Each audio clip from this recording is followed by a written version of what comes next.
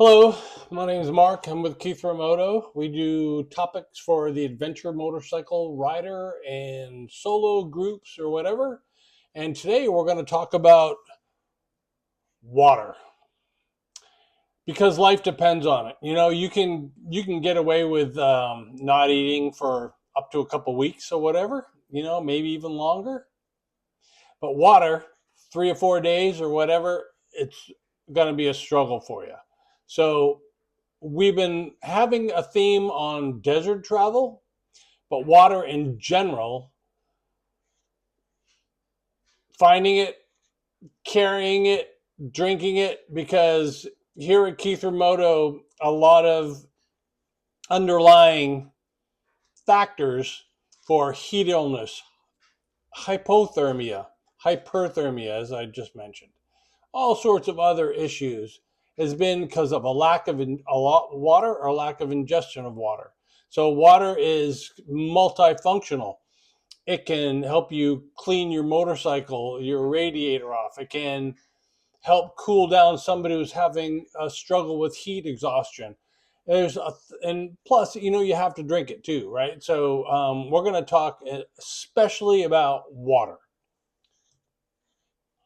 There's water sources in the desert, okay? If you do a little bit of research, whether you're in Oregon and southeastern part of the state, whether you're in Utah, California, anywhere in the West, anywhere in the world, Namibia, anywhere in the world, there are water sources in the desert. You just have to have the skills to find it. So the Bureau of Land Management has little icons to identify springs because they use springs to not only feed wildlife, but feed cows and different things like that. There's water troughs. There's water catch basins that catch snow and then funnels water into tanks. There's streams and creeks. There's reservoirs dug out everywhere so they can pool water during the winter months for the replenishment of, for wildlife and cows and various things like that. Because there's an awful lot of cows out in the desert too. And there's also wells. Most of the water desert seeps down into the groundwater. All you have to do is go look, open up, a Google Earth and look around the world, and you'll see these circles and squares of all sorts of agricultural operations in the middle of the desert. You go, how do they grow stuff out there like that? Well, they grow it because they dig wells and they pump the water out. So there is water in the desert. Can you drink water from a cow trough? Okay, yeah, you certainly can if it's filtered correctly. So we're going to talk about that. So carrying clean water, potable water, clean water, right? You have water bags. Not the greatest picture in the world, but it's a water bag. Water bladder. Most people carry backpacks. I do as well. It's a good thing if you're in the desert and the heat of the summer, high solar radiation times, things like that, that you drink water on a regular basis. And this makes it convenient to be able to drink water while you're on your motorcycle. And you can throw some electrolytes in there, some liquid IV, various things like that. Water bottles. I happen to really like water bottles. They're not only great places for you to put your stickers, but they're easily fit in your luggage and things like that. And it makes the ability to, carry water and be able to drink out of your water bottles and things like that. They're a little heavy. Some people don't like them on their motorcycles because they do have weight, but a water bag works super well. And this particular one, is about a 2 gallon is what I'll carry on the water bag. So anyway, whatever you choose, as long as you're carrying nice, clean water so you can ingest and use for various functions. So making potable water, making drinking water. You should never go into the backcountry, especially the desert, without carrying a gravity filter of some sort. Sawyer water filters were designed for third world countries that have trouble with infrastructure and making clean potable water. they can you you can filter a lot of water through these great devices. This is kind of a look at my desert setup. You have a particular bag, the top one, which is 2 gallons, that you can clear the pond scum off. Believe it or not, just clear it off, fill that thing full of water, and then run it through your filter. And then I have a 1 gallon bag. None of this stuff weighs a lot at the bottom, and just let it gravity filter. And next thing you know, you have a gallon of clean, usable water. I've never gotten sick, Giardia or Campylobacter or any of those type of illnesses from filtering water. The only time I got Campylobacter was on a mountaineering expedition, and we boiled some bad water. So um, anyway, there you go. Making potable water, and you can boil it, but very few of us carry enough fuel where you can boil large amounts of water.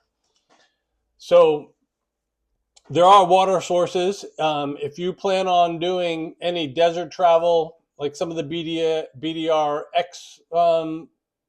levels, like Steens Mountains, or anything towards northern Nevada or Idaho, or anywhere in the world, basically, I always carry a Sawyer filter, so just to make sure that I can make water, because drinking is only one of the reasons why you're going to need water, and we'll find out here pretty soon.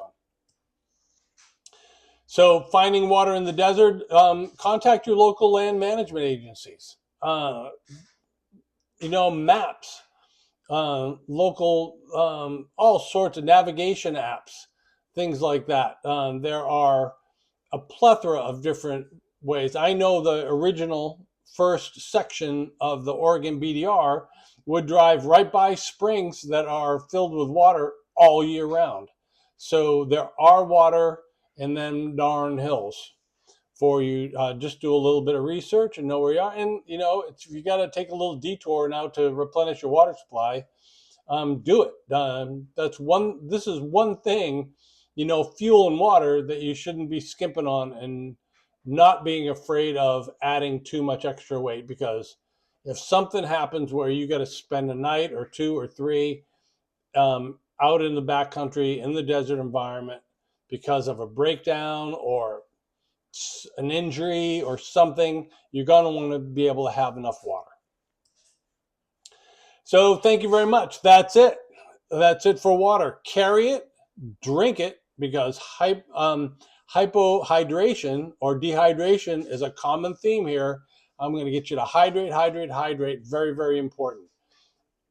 So I have time. I'm going to go ahead and just continue on, and I'm going to talk about desert mud, because I know there's guys out there who have adobe bricked their motorcycle with desert mud after a storm.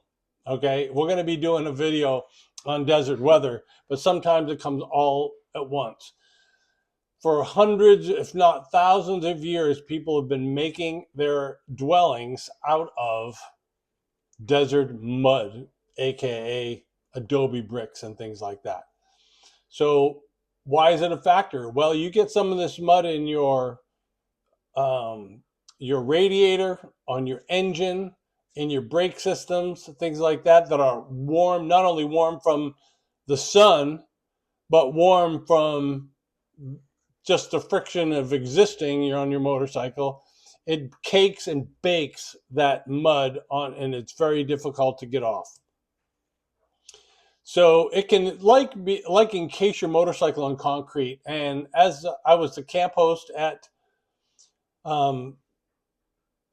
Camp Hart National Antelope Refuge, when the Oregon BDR just opened up. And so I actually got the chance to assist some riders that were coming through, and their brake systems and their radiators were caked with mud, and that you definitely can create some overheating problems, right, on your motorcycle. So what can be done? Now, I'm gonna throw out a couple little options here, But keep an open mind, okay? Keep an open mind. Does it make a difference? Like for a single, maybe, but if you're in a group, there's no reason why you can't carry some of these things. So again, why avoid desert mud? And if you can, it can clog up vital motorcycle components like radiators and brakes that we just talked about. And it can weight to the motorcycle because you're carrying around all this extra dirt. Decreases the performance and handling of the motorcycle for sure. Drastically reduces surface traction. It can get caked into your knobbies and into your tires for sure and reduce traction, and can clog, tire treads like I had just mentioned.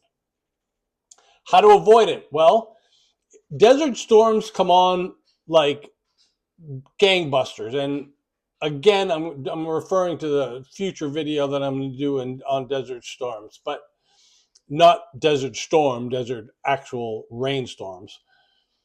So when they're imminent and you recognize it, sometimes it's best just to hunker down and shelter through the storm, because desert storms will come with a lot of wind and a lot of rain and a lot of thunder and a lot of lightning very quick. But they're short duration. Sometimes they last a few minutes, other times like 15 minutes to half an hour, But the cool part about the desert is you can see weather coming, and you can see whether it's coming towards you and things. So sometimes it's a little more difficult and you gotta prepare yourself. But anyway, sometimes it's worth taking maybe a day off, or at least a hunker down during the storm. You can carry a 12-volt portable water pump. They make little portable water pumps that can at least give you, if you're carrying enough water, or be able to get to a puddle or wherever, after a storm, to be able to pump some water and be able to clean off your radiator. Avoid enduring desert storms instead of sheltering in place. Well, a lot of people, you guys can do that for sure, but sometimes the good option is just shelter in place, let the storm go by, wait till the water absorbs, into the ground as much as possible, maybe dries out a little bit, and then continue on your way. All up to you guys. It's really, you make a decision as it comes, but just to know that these options are available to you. So here's that 12-volt portable water pump. I carry this on my side-by-side, and it only weighs a couple pounds at the most. I have a little piece of wood on that, but you don't need it, right? And you could take off probably 90% of that this stuff right here, the hose. It comes with a little nozzle. It does about 5.5 liters a minute, which is enough, and it's a little 12-volt. You just start your motorcycle and hook it up to your battery. You can get a connector. My KTM 890 actually has a 12-volt connector here, but you can buy other connectors if you have one of those other ones that are direct to your battery and stuff. And so there's a lot of different models that you can have in a little kit, a lot of different models available. And I have it in a little kit. And it might, if you're in a big group, may even save your motorcycle. So from overheating and damaging your pride and joy. So there you go. So thank you very much from Ktytheramoto. I really appreciate it. My name's Mark.